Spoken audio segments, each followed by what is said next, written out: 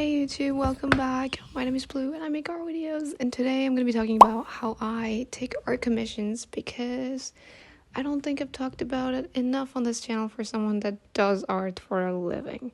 And I think maybe some of you guys might be interested and want to do the same thing. When I was starting out, I also learned everything that I did from people on YouTube, and so this is the full circle moment of my life. Here we go. Get your pens and your papers because this is some important stuff.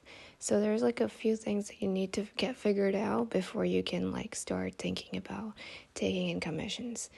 Number one thing is a PayPal account or whatever money account that you will use and link to your number two Ko-fi account. Ko-fi is this free platform for creators where people pay you. These two services are what I use because they're the easiest for me. Making a PayPal account is super easy and quick, although it might be a little stressful because you have to put in information. So you gotta put in it takes 20 minutes I think to set up a PayPal account.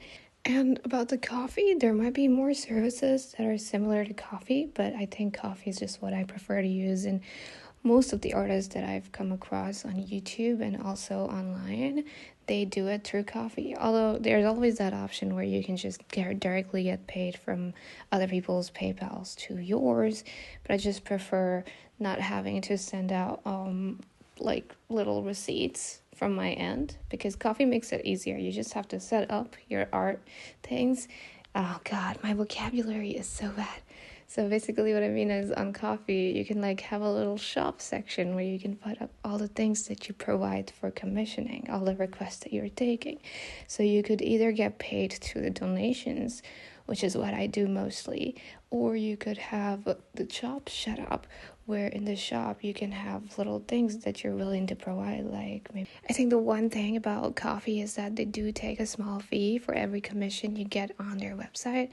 Which is why an easier option would be if people just commission you through the DMs on whatever social media you're willing to work through, and then they DM you about the things they want you to draw, and they pay you just through the donations. That way Ko-fi doesn't take any bits out of that. But honestly, it's a lot more easier if you set up a shop and put out all of your listings on it, because then you don't have to explain what will be included in the commission or not. If you can just have it all in one place, if you can just describe everything under the little sections in the shops. I feel like shops definitely are better, but they cost a little bit of monies.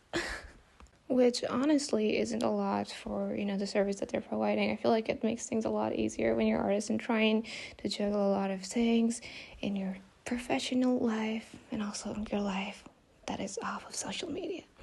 Anyways, moving on, those are the two things that you need to get figured out: PayPal and your Ko-fi. Or if you just want to do direct commissions, that is always an option where you can just send receipts through your PayPal account to other people's emails, and that just, I feel like, makes things a little bit difficult. But I feel like these two things you start to think about after you've become a little bit confident in your skills. In my case, when I started doing commissions, I started at $2, and I was a finger drawer. I used to do my finger. The first few commissions that I stole, I literally drew on my phone with my finger, and it grew from there. And honestly, I am so grateful the fact that it worked out for me. Knock on wood, you guys, it was written in the stars, I think, because imagine getting money for drawing on your phone with your finger. That is crazy. I didn't even know that was possible. The internet really is a crazy place. If I tried telling my mom it started with me finger drawing, that would be interesting. That would be interesting.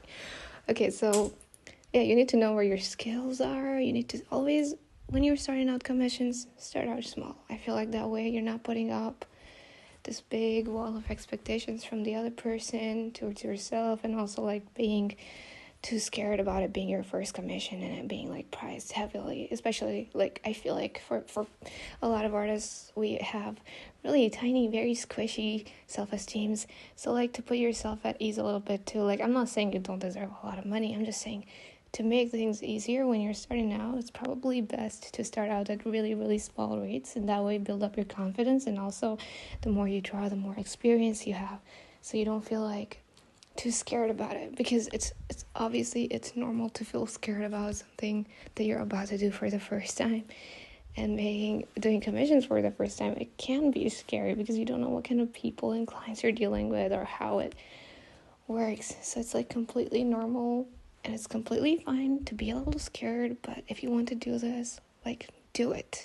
And I know you can do it. So, and another helpful tip would be, I think, if you're too scared about your commissions, you could always, the first thing you're going to do is set up a page for your art, right? So whatever you're using, Instagram or Twitter, I feel like Instagram is really scary. Whatever you're using, you want to build a following, because if you don't have a following, no one is going to commission you. So I feel like building a following, usually people just tell you the same things everywhere. You have to draw a particular fandom, or you just pick a topic and you keep drawing it till you find your people. And then when you've built up a kind of a following, then you can either just like take requests for free to draw people to build up your confidence, or you can start open new commissions for like $5. So $5 is not a lot, and you don't have to draw anything like super detailed either. What I'm trying to say is just start out small. Start out with sketches, black and white sketches, grayscale sketches. Start out with like easy things that you feel confident in, and that probably don't take a lot of time for you. So you just, build up your momentum and go from there. And I think that's it for today's video. If you have any questions, let me know, you guys, and I will see you guys next time.